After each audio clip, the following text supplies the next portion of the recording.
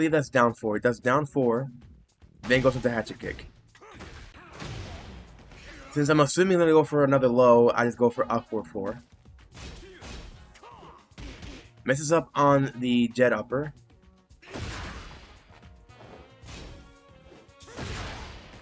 Duck the high, go into wall sending 2. Now I go for my lows. Try to see if he's gonna press anything, so I go for wall sending 1-1. Go for my 1 here. He doesn't interrupt. You can interrupt this if you are the opponent facing against Devil Jin. And then I go into my command grab. Here I try to mash to see if I can catch him off guard with either my down forward 1, but he goes into his 1-2s. Goes into back 1, this is +4 I believe.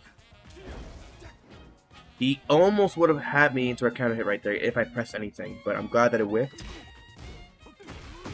Here I ended up getting caught by my sidestep, getting clipped by his forward 4. Nice combo. Goes into heat burst. Tries to go into what's gonna be the nastiest mix-up he does against me. He does his taunt into back 4. And he connects. He does this at the second round, mind you. Like, it's crazy how he managed to even get it perfectly. Because not many Brian players can actually do this. It's very difficult to get the taunt into back 4. Even though it's not the hardest out of the taunt mix-ups that he can do for it. But still, it's pretty, what's the word here that I want to go for? Amazing that he pulled it off. I should have stood crouching there to go for a dick jab. You see that he's going for the lows right there? He's trying to catch me trying to press something so that he can then go for the instant wall standing 3.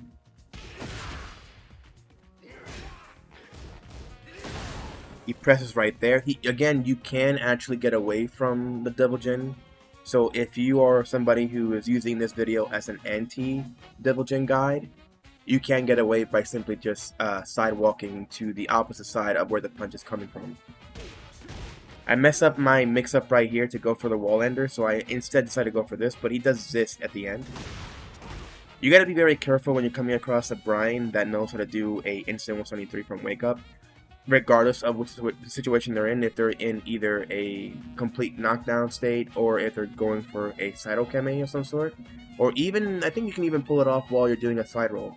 So you gotta be careful against Brians, because they could do that and catch you off guard. Goes into this, goes into his final combo phase. He's gonna try to go for taunt again, but this time I won't get up, I'll just go for a side roll. Oh no, wait, I thought I went for a side roll there. Never mind, I went for a toe kick. I can duck that move, that kick that he just did right there, but I backstepped away, and it whipped anyways. Caught him with the electric. Go for my mix-up here. He doesn't get up. If he got up, I would at least gone, I believe it's +16 or +20 something.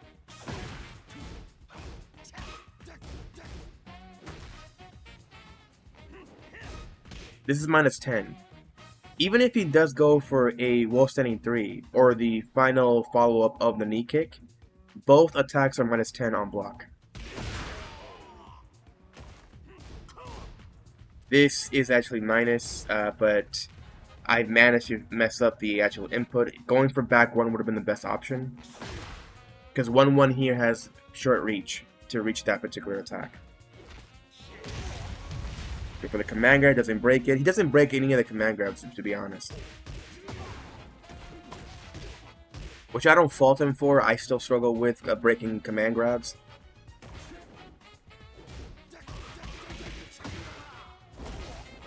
So he's gonna go for a hatchet kick there, but I end up going for my, I guess my Samsara into back 2-1.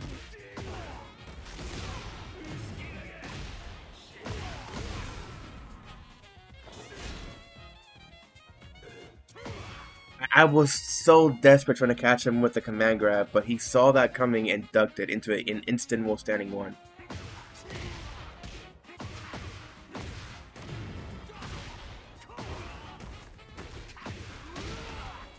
Combo. If I even attempted a step right there, I would have got caught by that. That stupid move that he did right there, the cross circle forward 1+2, that has amazing tracking. That tracks to both sides.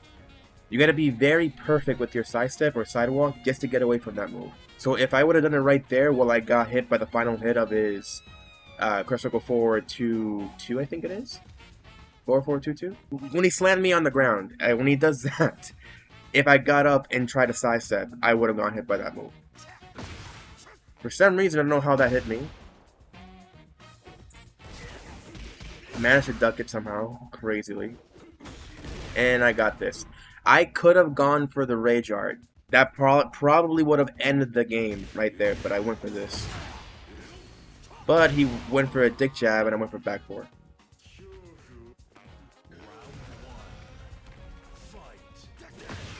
Here I catch him with a sneaky electric with a sidestep. Go for my optimal combo route. I mean, it's not really the most optimal combo route. You could go for something else, but it's very difficult to pull off. You can do something like this, for example.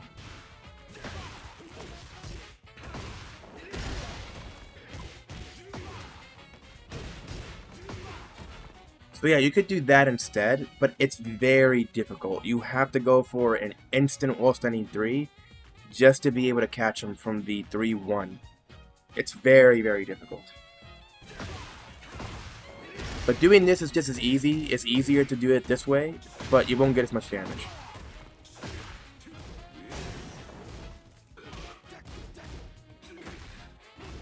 See, he's trying to go for the flowchart. He's trying to go into down back 3 into his instant wall standing 3 for a counter hit launch. He will do this often in his gameplay. So if you're somebody who is doing this yourself as the Brian main, like not the guy in question that I'm fighting against right now, but if you're yourself or a Brian main, and you're trying to pull this off, but it gets blocked often, don't continue doing it because they're going to see that coming. I missed right here. If I only waited a little bit until the charge, that would have tracked.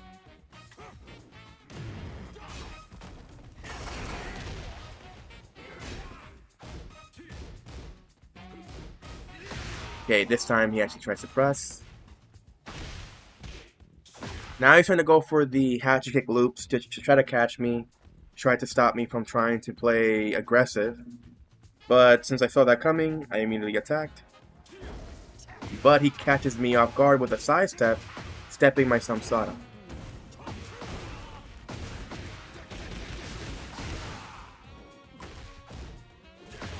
There we go, another sidestep into electric. Didn't get the wall, but I got him with the running 3. Then I got him with my forward 4 into 3. That gives me the launch, but it only launches if it was on counter hit on the first hit.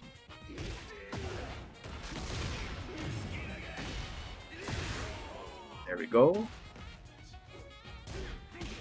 Trying to anticipate whether or not I'm going to press there, so I went for the power crush.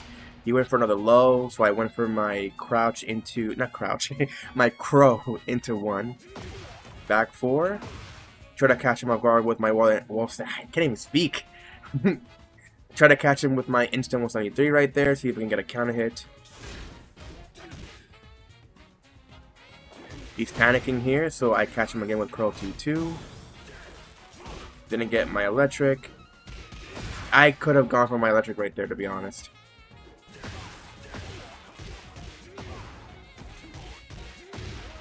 Yeah, that would have ended the round right there if I did it like that.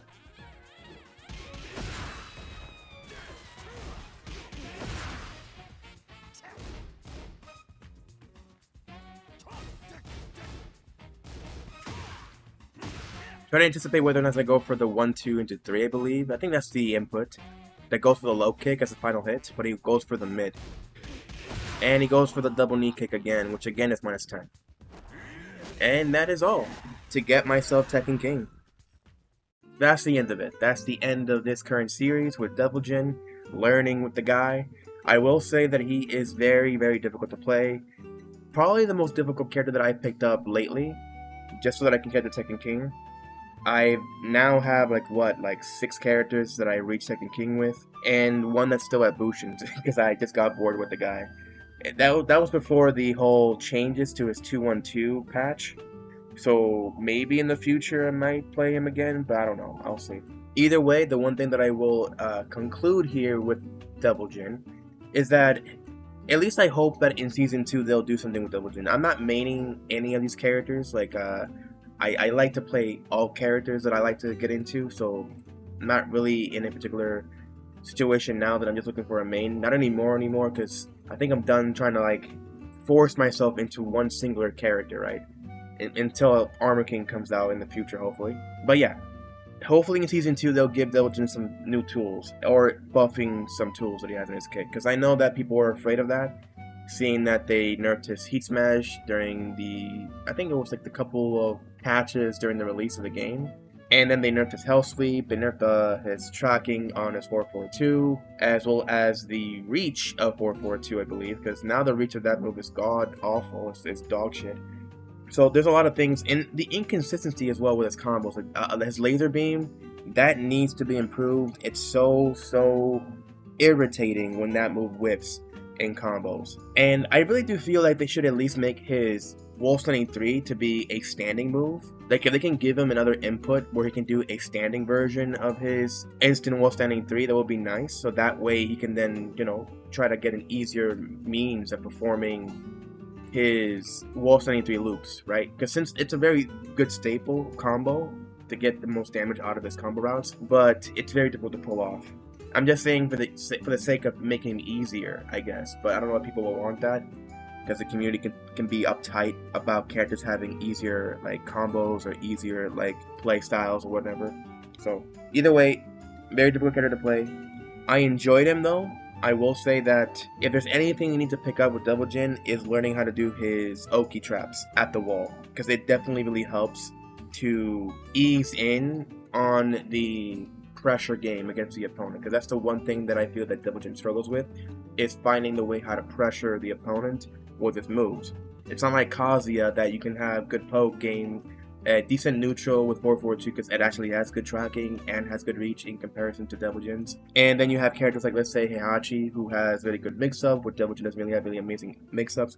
He has an easy mix-up with Hell Sweep, or try to go for his CD3 or maybe Electric, similar to how Kazuya kind of plays.